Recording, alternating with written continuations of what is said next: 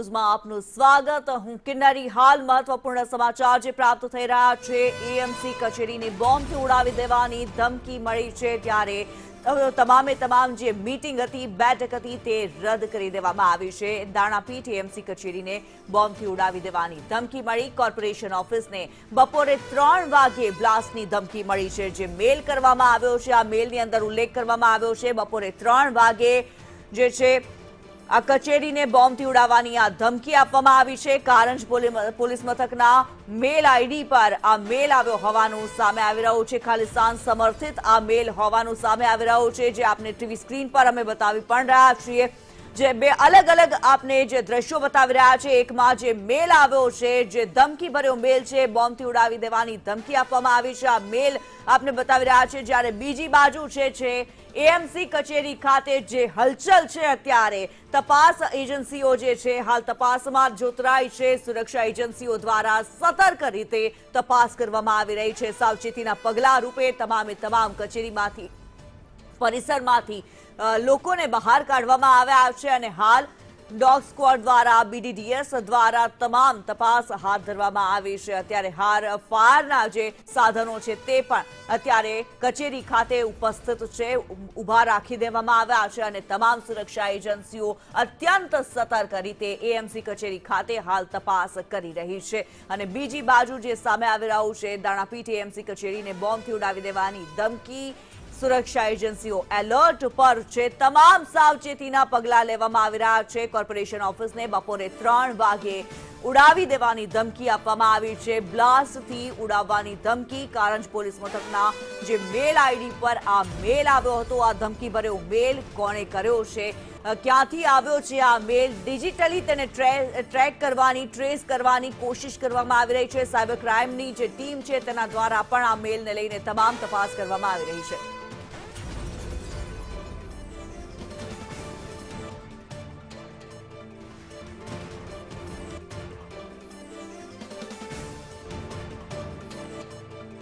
ત્યારે અમદાવાદ કોર્પોરેશનને જ્યારે બોમ્બથી ઉડાવી દેવાની ધમકી આપવામાં આવી છે। હિતેન વિઠલાણી અમારી સાથે એએમસી કચેરી ખાતેથી જોડાયા છે, સાથે જ ગાંધીનગર સીએમ ઓફિસથી નિર્મલ પણ અમારી સાથે જોડાયેલા છે।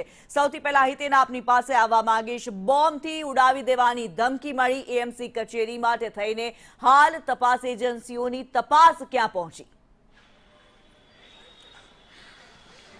બિલકુલ, જુઓ, સમગ્ર એએમસીનું જે બિલ્ડિંગ છે તે ખાલી કરાવી દેવામાં આવ્યું છે। હાલ અંદર તમે જોશો તો માત્ર પોલીસનો જે સ્ટાફ છે, બીડીડીએસનો જે સ્ટાફ છે તે જ અંદર ઉપસ્થિત છે અને આખું પરિસર ખાલી કરાવ્યા બાદ તપાસ જે છે તે કરવામાં આવી રહ્યું છે। કારણ કે બપોરે 3:11 એએમસીની ઇમારતને બોમ્બથી ઉડાવવાની ધમકી જે છે તે મેલ દ્વારા કરવામાં આવી હતી। અત્યારે તમે જોશો તો ઘટના સ્થળ પર પોલીસની સાથે બીડીડીએસ અને ફાયરની ટીમ પણ જે છે તે ઉપસ્થિત છે। બીજી તરફ અગર તમને તસવીર બતાવું તો તમે જોશો કે જે હિસાબે તપાસ ચાલી રહી છે, તો હાલમાં જ અમદાવાદ મ્યુનિસિપલ કોર્પોરેશનને જે હિસાબે નવા મેયર મળ્યા હતા તે હિસાબે હિતેશ બારોટ પણ જે છે તે અહીંયા પહોંચી ચૂક્યા છે। તે પણ ક્યાંક ને ક્યાંક રાહ જોઈ રહ્યા છે। હાલાકી લાંબા વોર્ડમાં તેમનો એક કાર્યક્રમ ચાલી રહ્યો હતો, પણ જે હિસાબે અમદાવાદ મ્યુનિસિપલ કોર્પોરેશનની ઇમારતને બોમ્બથી ઉડાવવાની ધમકી મળી, ત્યારબાદ મેયર સમેત તમામ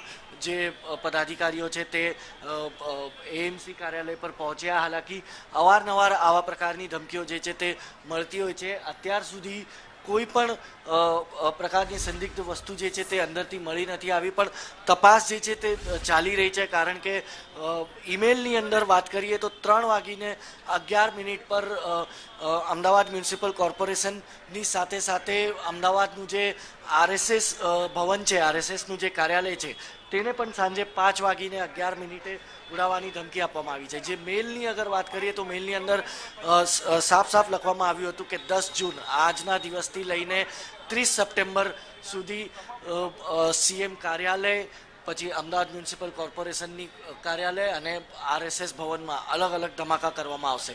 તેને જોતા આ સઘન તપાસ જે છે તે હવે ચાલી રહી છે, કારણ કે એક હાઈ એલર્ટ ઊભું થઈ ચૂક્યું છે સમગ્ર પોલીસ બેડામાં। અમદાવાદ પોલીસની સાથે સાથે વાત કરીએ તો સાયબર ક્રાઇમ પણ આ મામલાની તપાસ જે છે તે કરી રહ્યું છે કે શું આ પ્રકારનો એક મેલ જે છે તે કોણે મોકલીને આવો ભય ફેલાવવાની કોશિશ કરી છે, કારણ કે પોલીસ અને બીડીડીએસની ટીમ જે છે તે એક તરફ કાર્યવાહી કરી રહી છે. તમને બતાવું તો આ તસવીરોથી તમને સમજમાં આવશે કે અંદર જુઓ, અંદર જવાનો રસ્તો જે છે તે હાલ પૂરી રીતે બંધ કરી દેવામાં આવ્યો છે. અંદર માત્ર ને માત્ર પોલીસના જવાનો છે અને BDDSનો સ્ટાફ છે.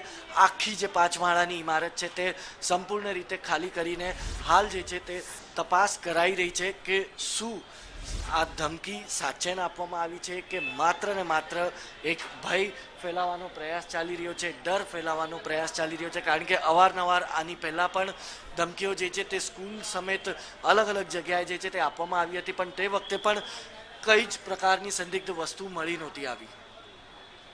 બિલકુલ હિતેન, આપની પાસેથી માહિતી મેળવતા રહીશું. આપ અમારી સાથે જોડાયેલા રહેશો. નિર્મલ પણ અમારી સાથે જોડાયેલા છે. નિર્મલ, CM ઓફિસ ખાતે તપાસ કેટલે પહોંચી છે? હાલની શું સ્થિતિ છે?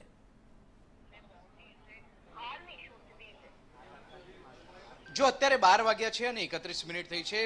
બરાબર 1 વાગે અને 11 મિનિટે મુખ્યમંત્રી કાર્યાલયને ઉડાવી દેવાનું છે તે પ્રકારની બોમ્બના મારફતે તે બાબતની ઈમેલ આવા એક મળ્યો છે અને એ ઈમેલને આધારે પોલીસની તપાસ અત્યારે સઘન બની ગઈ છે. સ્વર્ણિમ સંકુલ 1 ખાતે છું અને અત્યારના દ્રશ્યો મારા સહયોગી તમને જયવીરસિંહ રાઠોડ બતાવી રહ્યા છે. અહીં તપાસ એ પ્રકારે તેજ કરી દેવામાં આવી છે કે જેમાં બોમ્બ ડિસ્પોઝલ સ્ક્વોડની ટીમ પણ અહીં તપાસ કરી રહી છે. મુખ્યમંત્રી કાર્યાલય 3જા માળે આ તમામ તપાસ ચાલી રહી છે. સાથે જ ડોગ સ્ક્વોડ પણ અહીં પહોંચી છે અને જે પણ તપાસ કરી રહી છે. અહીં સચિવાલયના પરિસરમાં કોઈ પણ પ્રકારની હલચલ ન ફેલાય કે પછી દોડધામ ન થાય તે પ્રકારની તકેદારી સાથે અહીં પોલીસ તમામ પ્રકારની તપાસ કરી રહી છે.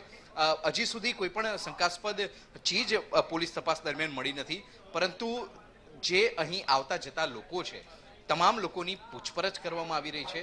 તમામ લોકોનું ચેકિંગ પણ કરવામાં આવી રહ્યું છે. અહીં સ્વર્ણિમ સંકુલ 1 ખાતે નિયત માત્રામાં જે સ્ટાફ હતો તે સ્ટાફને વધારી દેવામાં આવ્યો છે. અહીં નિયત રીતે જોઈએ તો 2 લોકો તપાસ કરતા હતા, 2 લોકો અહીં તકેદારી રાખતા હતા, પરંતુ અત્યારે હવે 5 લોકોનો સ્ટાફ અહીં કરી દેવામાં આવ્યો છે. ટૂંકમાં કાયદો અને વ્યવસ્થાની સ્થિતિ અહીં સંપૂર્ણપણે કાબૂમાં લેવાનો પ્રયત્ન કરવામાં આવ્યો છે. સંવેદનશીલ વિસ્તાર છે, સંવેદનશીલ ઓફિસ છે, સંવેદનશીલ જગ્યા છે. સમગ્ર રાજ્યનો વહીવટ જે જગ્યાએથી ચાલી રહ્યો છે તેવા સ્વર્ણિમ સંકુલ 1 કાર્યાલયમાં આવેલી મુખ્યમંત્રીની જે ઓફિસ છે, 3જા માળે ઓફિસ આવી છે, તે ઓફિસ ઉડાવી દેવા માટેની ધમકી આપવામાં આવી છે અને જેને લઈને સુરક્ષા વ્યવસ્થા અહીં એકદમ સઘન કરેલી જોવા મળી રહી છે. બિલકુલ નિર્મલ, આપ અમારી સાથે જોડાયેલા